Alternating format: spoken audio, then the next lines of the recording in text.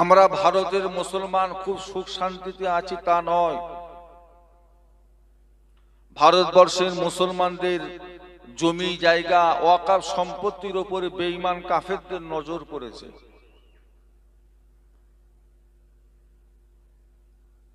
ভারতবর্ষের মুসলমানদের এখন একটা আল্লাহর তরফ থেকে কঠিন পরীক্ষার সম্মুখীন হতে হচ্ছে। শুধু যে ওয়াকাফ সম্পত্তির উপর নজর পড়েছে তা নয়, মসজিদের মাইকে আজান দেওয়াটাও এক একটা রাজ্যে বন্ধ করতে চাইছে। শুধু বন্ধ করেছে তা নয়, যে আজানটা দিয়েছিল তাকে 6 মাস সাসপেন্ড করেছে। 6 মাস ওই ব্যক্তিটা মুয়াজ্জিন হতে পারবে না। অপরাধ কি? আজান দিয়েছে। তাহলে বুঝতে পারছেন আস্তে আস্তে আমাদের অবস্থাটা কোথায় গিয়ে পৌঁছাচ্ছে। কঠিন আমরা একটা মুসিবতের ভেতরে পার করছি সময়, জানি না এর শেষ কোথায় গিয়ে দাঁড়াবে, কি হবে, কি হতে পারে। তবে আমরা দোয়া চাই, যেহেতু আল্লাহ পাক আমাদের জন্য দোয়ার দরজাটাকে আজও খোলা রেখে দিয়েছেন, আমরা দোয়া চাই আল্লাহ যেন ভারতবর্ষের বুকে শান্তি দেন, হিন্দু মুসলমান মিলেমিশে একসঙ্গে থাকার মতো আল্লাহ যেন তৌফিক দেন। বলুন আল্লাহুম্মা আমিন। সকলে মিলে বলুন না। তবে প্রয়োজন পড়লে ব্যবস্থা নিতে হবে। নামাজ পড়া যেমন ফরজ, রোজা রাখা যেমন ফরজ, হজ করা যেমন ফরজ, যাকাত দেওয়া যেমন ফরজ, আল্লাহর দ্বীন ইসলামকে টিকিয়ে রাখার জন্য যুদ্ধ জিহাদ করাটাও এটাও মুসলমানের জন্য হলো ফরজ।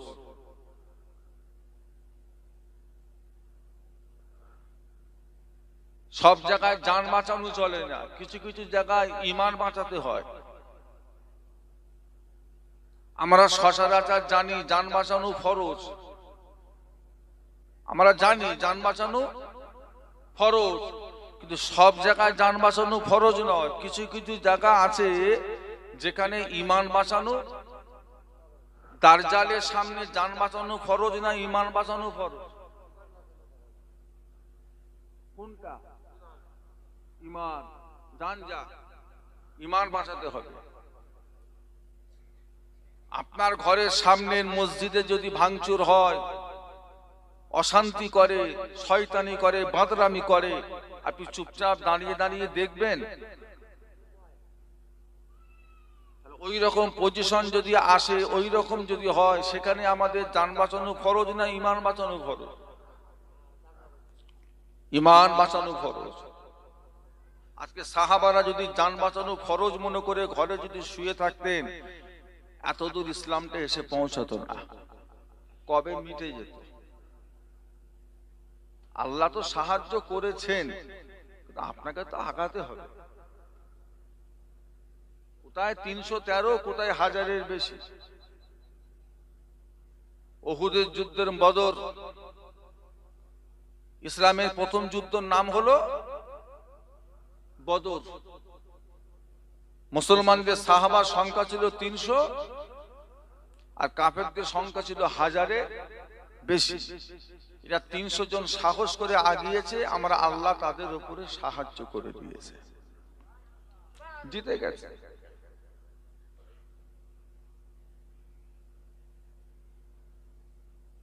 আজ আমরা এত সমস্যার ভেতর দিয়েও আল্লাহ পাক আপনাকে আমাকে একটা সুন্দর পরিবেশে নিয়ে এসে বসিয়েছেন। আপনি ইচ্ছা করলে বাড়িতে বসে থাকতে পারতেন, আপনি ইচ্ছা করলে বাড়িতে নরম গদিতে শুয়ে থাকতে পারতেন, কেউ আপনাকে ঘাড় ধরে এখানে নিয়ে এসে বসাতো না। তারপরও যে আপনি এসেছেন, আপনার মনে একটা ইচ্ছা আছে, একটা আশা আছে। কেন এলেন? কিসের জন্য এলেন? ফুলফুরা শরীফের মুফতি আজম, বাংলা আসামের হাদি আলা হযরত মির্জা হুজুর কিবলা রহমাতুল্লাহ আলাইহি বলতেন, বাবা জলসা মাহফিল গুলো হলো, মিলাদুন নবীর মাহফিল গুলো হলো মুসলমানদের মুরব্বীদের একটা শিক্ষা প্রতিষ্ঠান, একটা মাদ্রাসা। যে সমস্ত মুরব্বী মানুষরা শরিয়তি মাসলা কিছু জানে কিছু জানে না, যাদের জানার ভিতরে কিছু কমজোরি আছে, চলাফেরার ভিতরে কিছু ভুল ত্রুটি আছে, ওনারা যদি একটু খেটে খুঁটে মাহফিলে গিয়ে বসে, আলেম ওলামা হযরতরা যদি একটু মাসলা মাসাইল নিয়ে আলোচনা করে, তা নিজেরা নিজেদের ভুলগুলো তারা ঠিক করে নিতে পারবে। এটা হলো মাহফিলে বসার মূল উদ্দেশ্য। এবার এখানে বসেছেন, আপনার কবরবাসী সওয়াব পাবে। আপনি এখানে এসে বসেছেন, আপনাকে লাস্টে তাবারক দেওয়া হবে। আপনি এখানে বসে সুবহানাল্লাহ আলহামদুলিল্লাহ বলবেন, তাতে আপনিও কিছু সওয়াব পাবেন। এগুলো পরের কথা, মূল উদ্দেশ্য হলো ইলম। আল্লাহ রাসূল বলেছেন, তালাবুল ইলমি ফারিদাতুন আলা কুল্লি মুসলিম। প্রত্যেকটা মুসলমান নর নারীর জন্য শরিয়তি ইলম শিক্ষা করাটাকে আল্লাহ ফরজ করে দিয়েছেন। যেই ব্যক্তিটার ভিতরে শরিয়তি ইলম নেই, জ্ঞান নেই, ওই ব্যক্তিটার কাছে গরুর গোবর আর হালুয়ার মধ্যে কোনো পার্থক্য নেই। ওর কাছে দুটোই এক। এই দুটোর ভিতরে পার্থক্য করে দেবে শুধুমাত্র ইলম। এবার আপনি আমাকে বলবেন, হুজুর কতটা ইলম? ইলম শিক্ষা করা যে ফরজ, তার মাপকাঠি কতটা? কতটা শিক্ষা করা ফরজ? না, যতটুকু শিখলে আপনি শরিয়ত মোতাবেক চলাফেরা করতে পারবেন, অতটুকু ইলম শিক্ষা করা আল্লাহ আমাদের প্রত্যেকের জন্য ফরজ করে দিয়েছেন।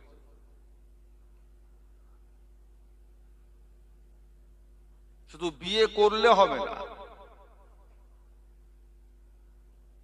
মাকেও ভালোবাসা যায়, বোনকেও ভালোবাসা যায়, নিজের মেয়েকেও ভালোবাসা যায়, নিজের বউকেও ভালোবাসা যায়। তাহলে কি সব ভালোবাসা এক?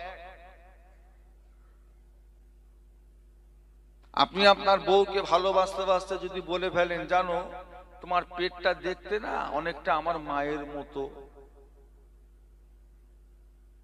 তোমার পাটা দেখতে অনেকটা আমার মায়ের মতো, তোমার পিঠটা দেখতে অনেকটা আমার খালার মতো, আপনার বউ আর বউ থাকবে? বউ আর বউ থাকবে? আপনি বউয়ের উপরে রাগ করে যদি বলে ফেলেন, আজ থেকে তুই আমাকে দেখে পর্দা কর, আজ থেকে তোর বিছানা আলাদা আমার বিছানা আলাদা, আজ থেকে তোর হাতে রান্না খাওয়া আমার জন্য হারাম, রাগের মাথায় যদি এসব কথা বলে ফেলেন, বউ আর বউ থাকবে?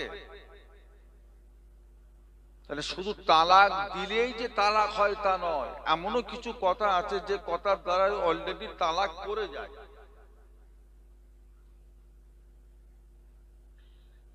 বিয়ে করবার আগে এই ইলমটা শিক্ষা করা আপনার জন্য ফরজ। নতুন একটা ব্যবসায় যাচ্ছেন, কাজ কারবারে যাচ্ছেন, সেই ব্যবসা সম্পর্কে ইলম রাখাটা আপনার জন্য ফরজ।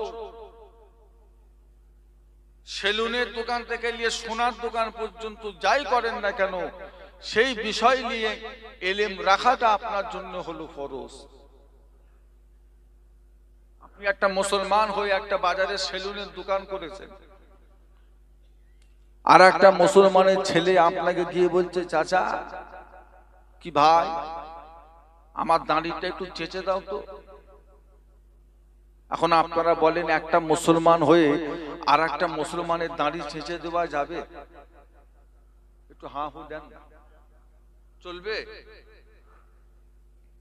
সে যদি বলে আমি ব্যবসা করছি, অত হারাম হালাল বুঝিনি, ঈমান থাকবে? মুসলমানের ছেলে হারাম হালাল বুঝবে না তো বুঝবেটা কি? আপনি একটা সোনার দোকান করেছেন, সোনার দোকান, গ্রামের একটা মহিলা আপনাকে সোনার একটা আংটি বন্ধক রেখে আপনার থেকে কিছু টাকা নিল। টাকা যখন পরিশোধ করতে গেল, আপনি তার থেকে 500 টাকা বেশি নিলেন। এই টাকাটা হালাল হলো না সুদ হলো? কথা বলে, এটা হালাল হলো না হারাম হলো? তাহলে এখন উনি যদি বলে, আমি এই সোনার আংটিটা যে 6 মাস পাহারা দিয়ে রেখেছি, তার জন্য কি আমি কিছু পাবো না? তোমায় যদি উনি খুশি করে কিছু দেয় তো দিতে পারে, আর তুমি যদি মনে করো রাখবো না, রাখতে পারবে না, তা বলে 500 টাকা ধার দিয়ে 600 টাকা নেওয়াটা ওটা কি হবে? তাহলে আপনি যেদিকেই যান না কেন শরিয়াতি এলেমের আপনার প্রয়োজন। এবার এলেমের ভিতরে কিছু ভাগ আছে, কিছু এলেম আছে ইলমে আকায়েদ, কিছু এলেম আছে ইলমে আমাল, কিছু এলেম আছে ইলমে মুআমালাত, আবার বেশ কিছু এলেম আছে ইলমে সিয়াসাত। ইলমে সিয়াসাত কাকে বলে? রাজনীতিগত এলেম। ভারতবর্ষে যেমন একটা নীতি চলে, বাংলাদেশ পাকিস্তানে যেমন একটা নীতি চলে, আল্লাহর কোরআনেরও একটা নিয়ম নীতি চলে। আমি জানি না ভারতবর্ষের কোন মানুষ যদি একটা মোবাইল ফোন চুরি করে তার কি শাস্তি আছে। বাংলাদেশের কোন চোর যদি কারোর থেকে 1 লক্ষ টাকা চুরি করে তার কি শাস্তি আছে আমার জানা না। তবে শরিয়তের মাসলা হলো কোন ব্যক্তি যদি চুরি করে, চোর হিসাবে যদি প্রমাণ হয়, শরিয়ত বলছে তার হাতটাকে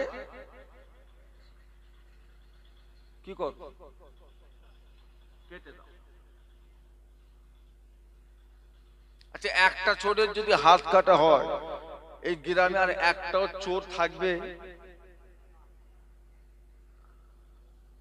ঠান্ডা হয়ে যাবে। শরিয়তের মাসলা হলো কেউ যদি মদ খায়, শরাব পান করে, শরিয়ত বলছে তাকে গাছে বেঁধে 70টা চাবুক মারো। কোনো ছাড় নেই যে এবারের মতো ছেড়ে দাও, পরের বার থেকে খেলে মারবে না।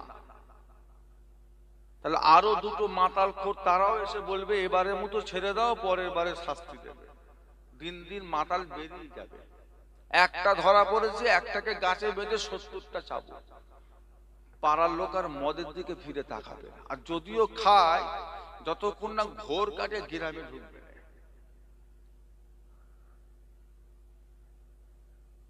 শরিয়তের মাসলা হলো কেউ যদি জেনা করে, পরকিয়া করে, জেনা করে, বিবাহিত কিংবা আইবুড়ো যদি জেনা করে, তাকে কোমর পর্যন্ত পুঁতে পাথর মেরে মেরে মেরে ফেলে। বুঝতে পারছেন না? এটা শরিয়তে আল্লাহর কোরআনের হুকুম। যদিও আমাদের দেশে এই নিয়ম নীতি চলে না, তবে শিক্ষাটা রাখা হলো ইমানদারের জন্য ফরজ। দ্বিতীয় নাম্বার হলো ইলমে মুআমালাত। মুআমালাত মানে হলো সম্পর্ক। আল্লাহ পাক আমাদের জন্য দুনিয়ার বুকে একটা মুসলমান আর একটা মুসলমানের সম্পর্কে আল্লাহ ভাই করেছেন।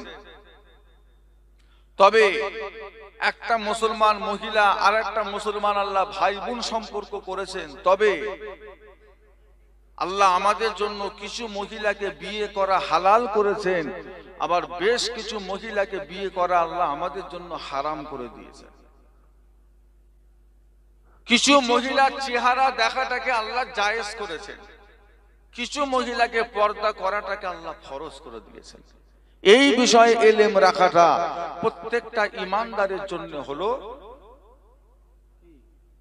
ফরজ। সবার ঘরে আপনি ঢুকতে পারবেন না, সবার বাড়িতে আপনি প্রবেশ করতে পারবেন না, আর সব মহিলাকে ইচ্ছা করলেই আপনি বিয়ে করতে। 14টা মহিলাকে বিয়ে করা আল্লাহ হারাম করেছেন, 14 রকমের মহিলা। নিজের বোন, নিজের বোনের মেয়ে, নিজের ভাই, নিজের ভাইয়ের মেয়ে, নিজের খালা, মামা সম্পর্কে, শালি সম্পর্কে, দুধ ভাই, দুধ বোন, কি আপনার বাবার দুটো বিয়ে, তার একটা অন্য পক্ষের মেয়ের সাথে বিয়ে করা, নিজের ফুপুর সাথে বিয়ে করা, এগুলো কি বলেন না? ছেলে যদি এই শিক্ষা না পায়, ও তো কোনদিন খালাকে নিয়েই পালাবে। ছেলে যদি এই শিক্ষা না পায়, ও তো মামা হয়ে ভাগ্নিকে বিয়ে করে বসে থাকবে। ছেলে যদি এই শিক্ষা না পায়, ও তো একটা বিয়েওয়ালা মেয়েকে গিয়ে আবার বিয়ে করবে। দু ছেলের মা, অলরেডি সে সংসার করছে, একটা আইবুড়ো ছেলের সঙ্গে চলে গেছে, বারাসাত কোর্টে গিয়ে বিয়ে করে বসে আছে। আচ্ছা, প্রথম পক্ষ তালাক দিয়েছে, প্রথম পক্ষ যতদিন না তালাক দেবে, দ্বিতীয় পক্ষ যতই বিয়ে পড়াক, ও বিয়েটা হবে না হবে না? কি বলছেন আপনারা? হবে না। তারপরও যদি জোর করে যদি সংসার করে, যে কটা ছেলে পুলে হবে, এগুলো হালাল জাদা হবে না হারাম জাদা হবে? কি হবে বলে? মুসলমান সমাজ এরকম চলছে না চলছে না বলে? এসব বেঈমানদের কোনো হুঁশ জ্ঞান আছে? কাটটা বেঈমান, হারাম সম্পর্ক রেখে দিয়েছিস। আর প্রথম পক্ষ কি তালাক দিলেই বিয়ে হয়ে যাবে? না তালাক দেওয়ার পরও 3 মাস 10 দিন তাকে অপেক্ষা করতে হবে? সে সময় এদের কাছে আছে?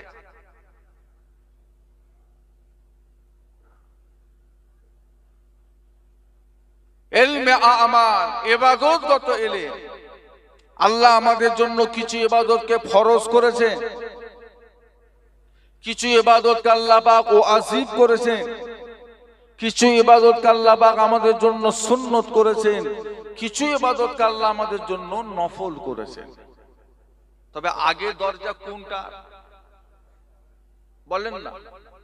শবে বারাতের দিনে সারা দিন এক ওয়াক্ত নামাজ নেই, আর ঈশা বাদ জোহর গোসল টোসল করে মসজিদে গিয়ে হরদম সেজদা দিচ্ছে, শুধু নফল নামাজ, শুধু নফল। লাভ না লস? কি বলছেন আপনারা? সারা দিনে এক ওয়াক্ত ফরজ নামাজ আর সারা রাত নফল নামাজ পড়ছে, লাভ হলো না লস হলো? ফরজ নাভির ওপর থেকে নিয়ে আর পায়ের হাঁটুর নিচু পর্যন্ত ঘিরে রাখাটা ছেলেদের জন্য, কি বলেন না? এইটা খালি রেখে মাথায় টুপি পরছে, শরীরে জামা পরছে, কিন্তু এইটুকু খালি। কি গো, ওকে পাগল বলবে না ভালো বলবে? পাগল বলবে। তুই হরদম নফল পড়ছিস, তোর ফরজের কোনো খবর নেই, তো লস।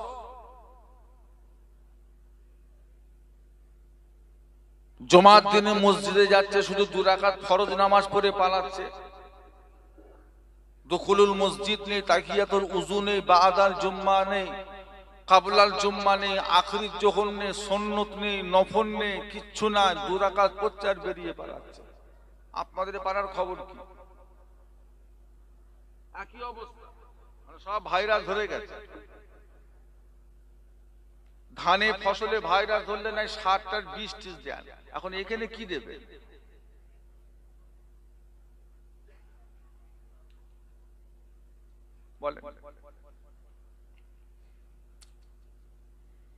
এক নাম্বার ইলম হলো ইলমে আকায়েদ, বিশ্বাসগত ইলম। বিশ্বাস। মুসলমান শুধু টুপি পরে আমরা মুসলমান নয়, শুধু মুখে দাড়ি রেখে আমরা মুসলমান নয়, শুধু শরীরে জুব্বা পরে আমরা মুসলমান নয়। মুসলমান হতে গেলে কিছু জিনিসকে অন্তরে বিশ্বাস করতে হয়, মুখে স্বীকার করতে হয় এবং কাজে করে দেখাতে হয়। তাকে বলা হবে কি? মুসলমান।